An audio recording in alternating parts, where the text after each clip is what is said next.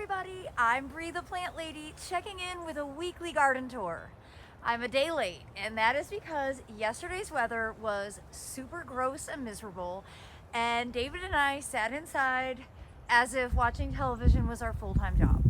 So I am a day late, but I wanted to wait until we had clear Carolina blue skies to show you the first of the Perna mumes is basically fully open here in my central North Carolina Zone 7 garden. So let me turn the camera around and give you a close-up view of this beautiful Perna mume Bonita. I just wish smell-o-vision existed so you could have the cinnamon fragrance that I'm experiencing right now as I stand underneath this. This is not early. This is right on time, everybody. Perna mumes, or the Japanese flowering apricot, are always consistently the first of the trees to flower every winter, typically in early January. Different cultivars are going to bloom at different times, and Bonita is always my earliest bloomer. You can see it's a nice soft pink semi-double flower, and there are thousands of buds still to open. This always looks like a cotton candy tree, basically, out here in the front yard. And you know, I bet really by next week at this time, it'll be even more colorful. And of course, I've been bringing branches inside to enjoy in cut flower arrangements. And at the base of that Perna mume is the wave bed, and you can see the grains are doing really well. I don't see any other seed germination yet, and we have done now 2 sowings of poppies and larkspur and other things. So hopefully some of that will germinate, because it really doesn't make sense that it isn't. Wow, you guys, it's a lot colder today than I anticipated. I've been torturing myself working on my computer, specifically trying to update my website. And oh my gosh, it's just not meant to be today, I guess. I do have a really robust travel schedule this year, but it's the funniest thing. And I feel like this is a post-pandemic, like, universal. Nobody is organized anymore. Like, none of the venues have a link to a website to register, so I can't load anything to my website that's useful. And I keep asking, and like some of these events are like, you know, we're getting down into like 4 to 6 weeks away, and I still don't have it. And I don't know. I don't know what this says for the state of professional event planning, but it doesn't feel very good, I can tell you that. But I decided to come outside and maybe reset my day, because I've been really frustrated working on my dumb website. I did get the spring open garden up, and you know, it's many months out. See, I am a professional at organizing events. I give people like 4 months notice. But I do have that up. I'll include the link to that in the description for those of you who, like me, like to plan ahead. And I'm really pleased to show you here how basically everything, all of these containers have fully recovered. I'm 100% convinced that covering with those coffee bags was a brilliant idea. Definitely helped. I didn't cover the wall at all, but you can see this side is totally recovered and the violas are blooming. The grain side actually doesn't look as good. Particularly that bottom layer is really sad, but I have faith that I see new growth coming, that this will become more robust and pretty. All of the pots here didn't really even skip a beat, but there are a lot of people that suffered much more significant damage than we did here in North Carolina. And I've specifically been seeing posts from Nacogdoches, Texas, Dr. David Creech at SFA. He's been posting a lot of good information. And then in Tennessee, Jason Reeves and Troy Martin, both of whom work with the PBS show Volunteer Gardener, they're really great resources to be able to give some specific information about what to do. Basically, at this stage, if you have herbaceous stuff that got melted, you can clean it up. But anything woody, tree or shrub, leave it alone. Don't do anything really until it flushes out for spring. Just make sure that, you know, if we get cold again, that you keep everything well watered. That helps insulate. But at this stage, for people with significant damage to trees and shrubs, truly the best advice is do not do anything. Let it ride out, because again, there's no guarantee that we won't get cold again. So you're better just to have that already damaged material remain on the plant. So as I scan across the front here, I'm so impressed with this Itea. This is Love Child from First Editions. And you can see, you know, it's lost most of its leaves, but the fact that there are still some hanging on, and look at how incredibly brilliant red they are. It just adds such a great pop of color.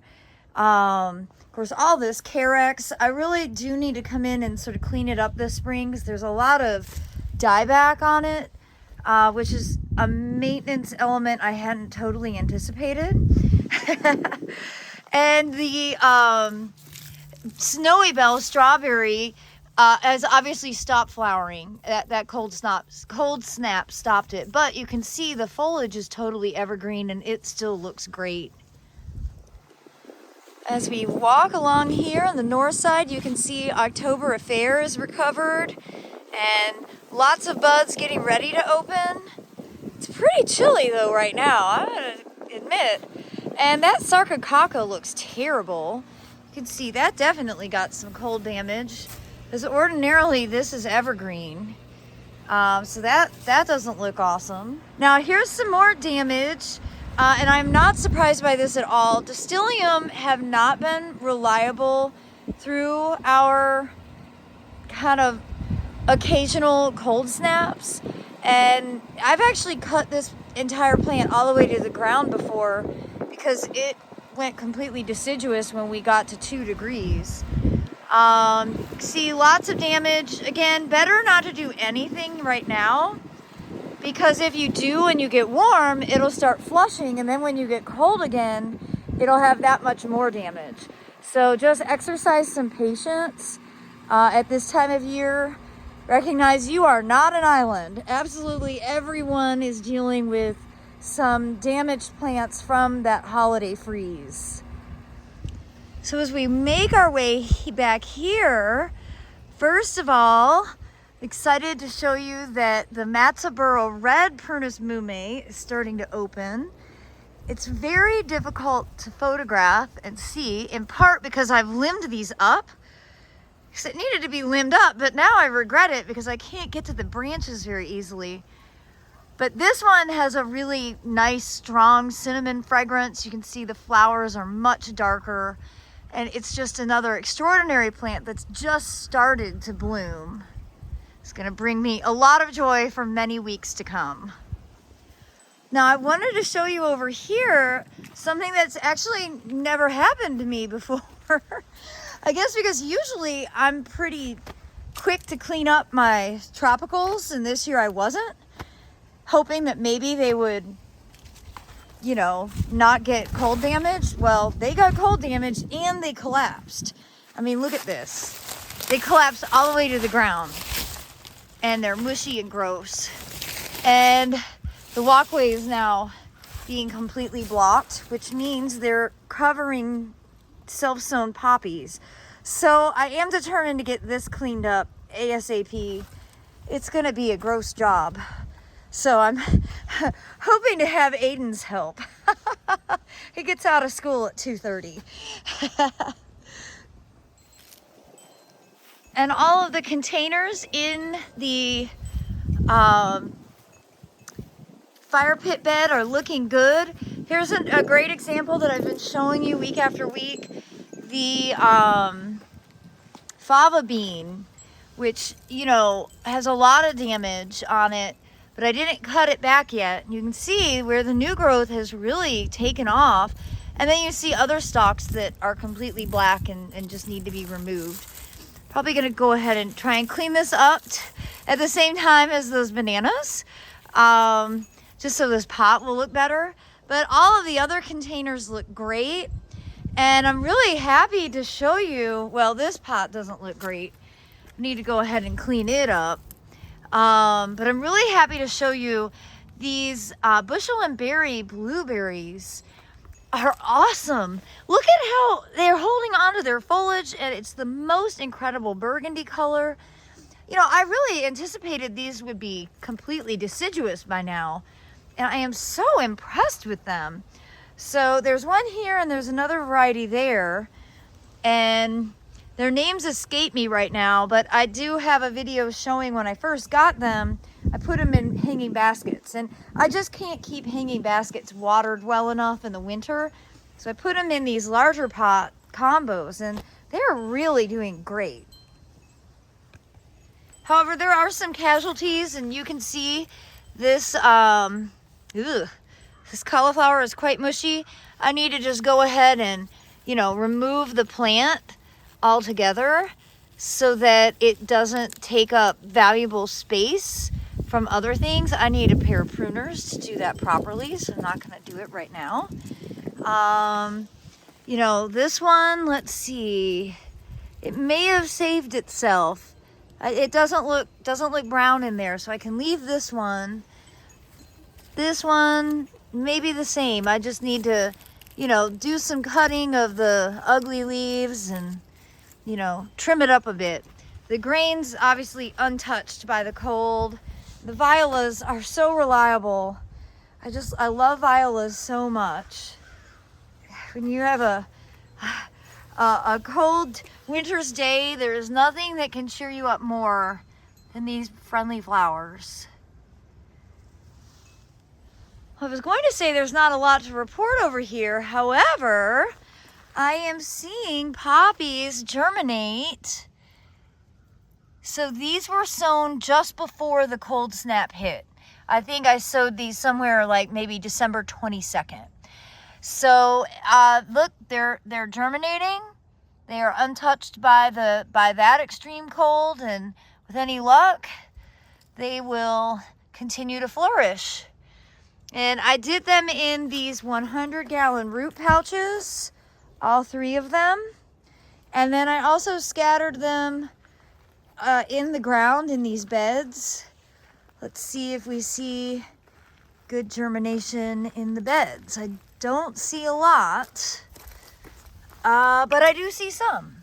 Okay, there we have it. I see some seed germination. So I would imagine the ground is colder than those pots, so the seed will establish a little slower comparatively, but good sign. I see germination. And this is Cubby's favorite place to sit in the sun. It's nice, it's blocked from the wind, and he's just like a little solar panel right there. And I wanted to walk out here because I think we've got some camellias in bloom again. It's pretty amazing because they were farther ahead than what I would say is typical. And then the cold hit and they just sort of stopped. But, you know, here we are a few weeks later and they are basically coming back in without any trouble. That's really exciting. You see tons of flower buds. This is Igao 3 Seasons. This was Irrational Exuberance, one of my favorites. And the one I never say correctly that is named for a Japanese baseball player from Bobby Green is also continuously throwing them out. Now, you can see they're bullnosing, and that is a climate issue that a lot of times they won't fully open. And I believe that is temperature related. Still, I think they're pretty. And across the way here, Crimson Candles is like continuing to open. I mean, usually this is one that blooms in mass in February. And you can see my favorite Roma Resorta. This is also bullnosing. So this is definitely indicative of the weather, the ups and downs of the weather that we've been having. And, you know, there is some damage on this. You can see that flower bud is definitely wasted. This doesn't look very promising, but no need to preemptively remove flower buds. Just let it be, and as they open, you'll see which ones look good and which ones don't. Okay, so it's the time of year where I bring you into my secret work zone. It's not really very secret, but where my enormous rooted cutting of Edgeworthia Chrysanthemum snow cream planted itself. You can see it's doing great. I'm not going to mess with it at all, but I'm showing you because it was the first one to have a few flowers open. For the most part, it's like, oh, I see some more up there, a little yellow.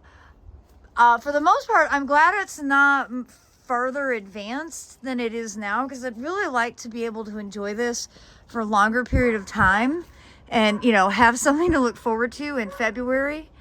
But the beginnings of a very magical season. And here we have Perna's Mume Josephine with just a few flowers open. This is a white, very soft pink, really great variety from Tom Kranitsky out of Chapel Hill. And I'm glad that it's not like everything is in full bloom right now, because we've had years where literally everything was in bloom right now, and it just doesn't give you a lot to look forward to. Because, you know, we're only in the second week of January, so I'm glad to see this at this stage. You can really enjoy it. You can bring it in and force them in indoor arrangements. And it just really, I don't know, it just brings a lot of joy to me. Again, as a native Michigander, having something in full flower in January still feels magical. And that's precisely what Perna's Mumes provide.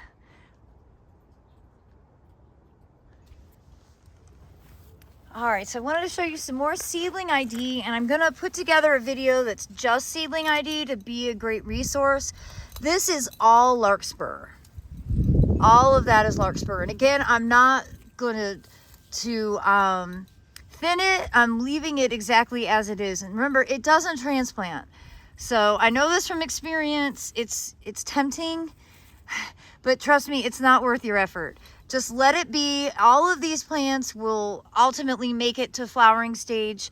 Plants are very, very capable. They don't need to be babied the way that the industry sometimes indicates that they need. Just leave them alone. Again, this is larkspur. Now over in this bed, you can see there's no open flowers on that Edgeworthia. Same variety, snow cream. That one by the garage is in such a protected zone that it tends to bloom earlier. You know, I sowed this before the cold snap, and in theory there should be seedlings germinating. I've seen a lot of deer activity. A lot of deer activity. The deer have been absolutely tearing me up. I haven't done anything, so there, I have to do something. I wanted to show you, here is a great example of, this is Nigella, okay? And here is larkspur. Okay, so you can really see the difference, the 3 leaflets of the larkspur versus the elongated leaf stem on the Nigella. So you can kind of identify, this is larkspur, this is Nigella. And they can grow together just like this, really densely. Denser is better, because then you're gonna have less weed pressure. At the end of the day, that is what I am always aiming for, because I don't love having to spend time on my hands and knees weeding. I'd rather have ground plane coverage with plants that I'm growing intentionally, that I know are going to put an incredible show on. And that is what the Spring Open Garden is all about, scheduled for Saturday, May 13th from noon to 4 p.m. Again, that link is in the video description. All right, more seedling updates. You've got the lettuce. This was from the wildfire mix, and then lots of poppies. And unfortunately, cats got in here and messed the soil up. So you can see that disturbance there, but overall, pretty good coverage with the poppies and the lettuce. And you can see tulips are starting to emerge out of here. Basically, I can only grow tulips in containers, and even in containers, they are annuals. Well, you can see basically every viola is eaten to nothing. They're ripped out of the ground everywhere, all over the garden, not just here. You see the deer stepping through, just causing all kinds of trouble. You know, it's too cold for me to put my Orbit yard enforcer out. I think because there's so much development now around us that more and more deer are finding their way here. You can see their prints going right through the bed. You know, that's not a cat print. That's obviously a deer print. But seedlings are coming up fine nevertheless. These are things that we sowed on November 19th at the seed class that I hosted. The density is not as great as I would have anticipated, but last week, Abby and I tossed in more seeds. So I'm not gonna grow impatient. I'm just gonna wait it out. But in the meantime, I need to start actually doing something to get these deer rerouted. Now, in addition to the Prunus mumes, this Jasminum nudiflorum is so beautiful. It's just like such a beacon of hope and excitement. I just love having plants that flower in January. There's no two ways about it. And I've been bringing this in for over a month, making flower arrangements, and I love it so much. But the most exciting news of the week is definitely that the soil cube got delivered, and we are really officially going to be planting these beds this week when the weather is nice.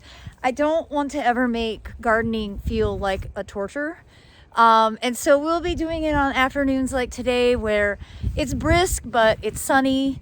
And we have a lot of plants that we'll be making lots of videos showing you what we're planting, why we're planting it there, what the design schematic will be. We actually got 3 different types of soil cube delivered. We got the level mix, which is 3/4 sand, 1/4 compost. We got the traditional soil cube, the humus compost, and the new veggie mix. And I've strategically placed them in the beds so that it will be like the sandy mix is going to be more for the native shrubs, and then the richer mixes are going to be like along edges where I plan on doing the integration of edibles to make this a proper foodscape and also get some direct seeding done. So stay tuned, make sure you're subscribed, because we are going to be making a ton of videos all about this process of making this new natives garden from scratch. And I think it's a really exciting opportunity to get to share how to build a garden and be really strategic about it with all of you. And I'm so excited that it's finally coming to fruition. I feel like it's been over a year in the making. It's finally here. And just a quick update here from these pots. For one thing, they look dry, so I need to water. This pot of kale, which I covered, looks great.